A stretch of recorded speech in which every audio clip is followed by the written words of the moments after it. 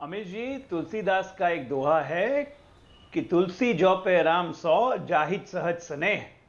तुलसी जौ पे राम सौ जाहिद सहज स्नेह। मुंड मुड़ायो वादिहां भांड भयो तजिदेह।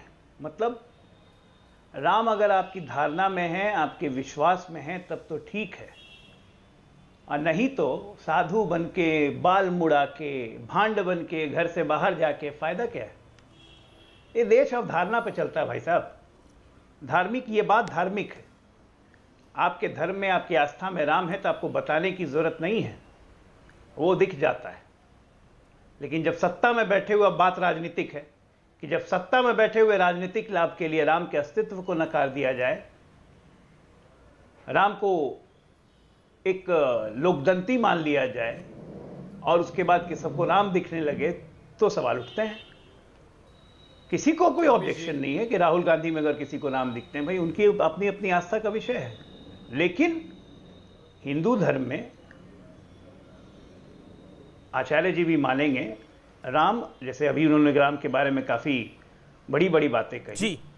तो हमारे तो आइडल है ना, मर्यादा पुरुष हैं, तो उनसे कंपेयर कैसे हो सकता है? कंपैरिजन तो हो ही नहीं सकता है। दूसरा, मर्यादा पुरुष अपने अपने कार्य करते हैं, तो सब अपने कार्य ही कर रहे हैं। राहुल गांधी जो आज यात्रा निकाल रहे हैं तो देश पर एहसान नहीं कर रहे हैं, अपने अस्तित्व को बचाने की लड़ाई लड़ रहे हैं। अभय दुबे जी भी मानेंगे कि समुद्र में गिरा हुआ आदमी अगर कोई रिकॉर्ड बनाए, 3.5 महीने लोग तैरते रहे तब भी जीवित रहे, क्योंकि जान बचानी थी। आज कांग्रेस पार्टी को अपनी जान बचानी है, इसलिए यात्रा निकल रही है। कोई देश में स्वतंत्रता आंदोलन की लड़ाई नहीं चल रही कि यात्रा निकाल रहे हैं कश्मीर से कन्याकुमारी। ये सबूत है, ये तारीख गवाह है कि कश्मीर से इंटरेस्टिंग फैक्ट है। अबे दुबे से जवाब लेते हैं। अबे जी, एग्जिस्टेंस की लड़ाई लड़ रहे हैं। अबे जी, आपकी लुटिया डूबी हुई है, उस डूबी हुई लुटिया को निकालने के लिए आप अपनी यात्रा निकाल रहे हैं। आप कौन सा राम मंदिर बनवाने के लिए यात्रा निकाल रहे हैं? अमीश देवगन जी, तुलसीदास जी ने कहा है, नाना विधि कही कथा सुहाई, राजनीति भय प्रीत दिखाई।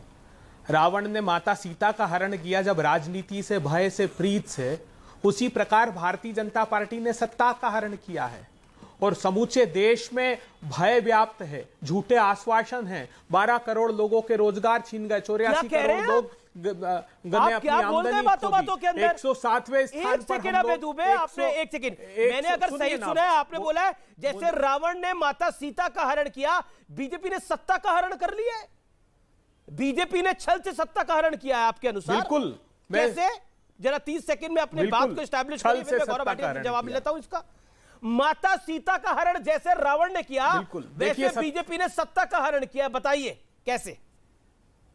30 सेकंड दिया आपको। और सत्ता का हरण किया, कहा 2 करोड़ रोजगार प्रति वर्ष मिलेंगे आपको और 12 करोड़ रोजगार छीन लिए। कहा कि साधन संपन्न देश हो जाएगा और देश के संसाधन मुट्ठी भर धन्ना सेठों के पास लुटा दिए। मेहुल भाई, नीरव भाई, संजय सराबंधु, ऋषि अग्रवाल हमारी संपत्तियां लूट लूट कर भाग गए। 84 करोड़ लोगों की आमदनी छीन ली गई। भारत 107वें स्थान पर भूखमरी इंडेक्स में आ गया। क्यों? क्योंकि गुजरात के 80% बच्चे कुपोषण का शिकार हो गए, एनीमिक हो गए। अब ये जो कहते हैं तुलना मत कीजिए, तो तुलसीदास जी क्या कहते हैं? तुलसीदास जी कहते हैं तुलसीदास जी कहते हैं, रामू ते अधिक राम भगत लियो जान, कि राम से अधिक राम के भक्त को मान लो जो राम की माला जपते हैं। एक 10 सेकंड में एक छोटा सा किस्सा, आपकी अनुमति और आचार्य जी की अनुमति हो तो सुना देता हूं, सिर्फ 10 सेकंड में। आज किससे सुना रहे हैं आप? जिस कुल का हूं, मैंने आपसे सवाल पूछा था शुरुआत के अंदर कि 13 दिन की अटल जी की सरकार और 13 महीने की अटल जी की सरकार सांप्रदायिकता और प्रभु राम के नाम पर ही गढ़ाई गई थी ना, कि ये लोग प्रभु नाम का नाम लेते हैं, ये राम मंदिर बनाने की बात करते हैं, ये सांप्रदायिक है। वो 13 दिन और 13 महीने की सरकार उसी पे गिराई थी। हाँ या ना बोलिए जरा, बोलिए। वो 13 दिन और 13 महीने की सरकार क्यों गिराई थी? राम के नाम पर सिर्फ, अमीश देवगन जी, राम के नाम पर सिर्फ सत्ता ली थी। कहा था सत्ता दे दो, हम भव्य राम मंदिर दे देंगे। फिर कहा कि पूर्ण बहुमत नहीं है, मजबूरियों की मुझे दो मंदिर देंगे। मुझे दो बताइए। वो 13 दिन की अटल बिहारी वाजपेयी की सरकार, वो 13 महीने की अटल बिहारी वाजपेयी की सरकार राम के नाम पर गिराई गई थी ना। ये राम का नाम लेते हैं, इसलिए इस सरकार को रहने का कोई हक नहीं है। लालू यादव ने कहा था ये राम के नाम पर आए हैं और राम के नाम पे चले जाएंगे।